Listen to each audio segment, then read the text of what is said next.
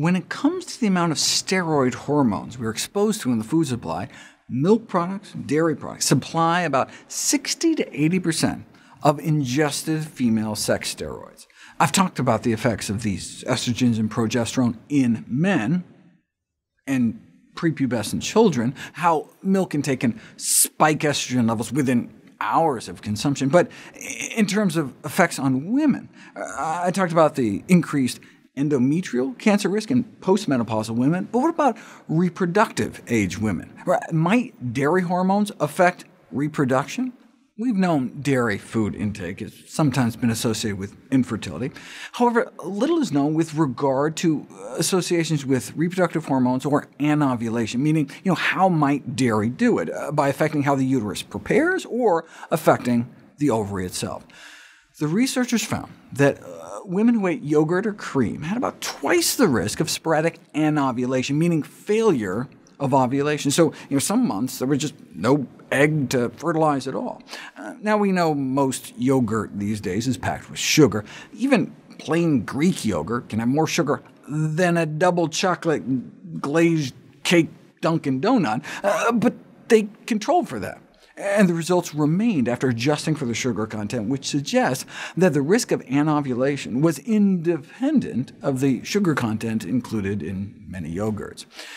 Now, we don't know if this is just a fluke or exactly what the mechanism might be, but if women skip ovulation here or there throughout their life, might they end up with a larger ovarian reserve of eggs? Women are starting to have their first baby later and later. There's been a rise in women having babies in their late 30s and 40s. We used to think that a woman's ovarian reserve of eggs stayed relatively stable until rapid decline at about age 37. But now we know it appears to be more of a gradual loss of eggs over time. Here's what the graph looks like, where there's a steady loss starting at peak fertility at one's 20s. This is measuring antral follicle count, which is an ultrasound test where you can just count the number of, next batter up eggs in the ovaries. It's probably the best reflection of true reproductive age. It's a measure of ovarian reserve, how many eggs a woman has left. OK, so what does this have to do with diet? Researchers at Harvard looked at the associations between various protein intakes with ovarian antral follicle counts among women having trouble getting pregnant. Even though diminished ovarian reserve is one of the major causes of female infertility, the process leading to reproductive deterioration with age is still poorly understood. In light of women delaying pregnancy until older age, the identification of reversible factors that may affect the individual decline might be of significant clinical value. So they did ultrasounds on all the women and studied their diets and concluded that higher dairy protein intake was associated with lower antral follicle counts. In other words, accelerated ovarian aging. Here's what the graph looked like in non-smokers.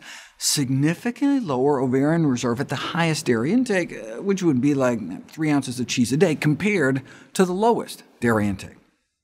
OK, but what do these numbers mean in terms of biological age? Is 16.9 down to 12.7 really that much of a difference? If you look at women with really robust ovaries, a follicle count of 16.9 would be like what you might see in a 36 or 37-year-old, whereas 12.7, what you see in women eating the most dairy, is like what you would see in a really fertile 50-year-old. So we're talking years' worth of ovarian aging between the highest and lowest dairy consumers. Well, it wasn't possible for the researchers to identify the underlying mechanism linking higher dairy protein intake with lower follicle count. They had several educated guesses. One, it could be the steroid hormones and growth factors. Two, the contamination of milk products with pesticides and endocrine-disrupting chemicals that may negatively affect the development of these ovarian follicles and egg competence. Regarding the hormones, studies suggest that commercial milk, derived from both pregnant and non-pregnant animals, contains large amounts of estrogens, progesterone, and other placental hormones that are eventually released into the human food chain, with dairy intake accounting for 60 to 80% of the estrogens consumed, as I mentioned before. Dairy estrogens survive processing, appear both in raw and commercial milk products, are found in substantially higher concentrations with increasing amounts of milk fat, with no apparent difference between organic and conventional dairy products. It's important to realize. It's not just cows that have been injected with growth hormones. These hormones are just in their bodies naturally. And once inside the human body, these bovine hormones get converted to estrone and estradiol, the main active human estrogens, and following absorption, bovine steroids may then affect reproductive outcomes. It's imperative that further studies are designed to clarify the biology underlying the observed associations. This might be crucial, given that consumption of another species' milk by humans is an evolutionarily novel dietary behavior that has the potential to alter reproductive parameters and may have long-term adverse health effects.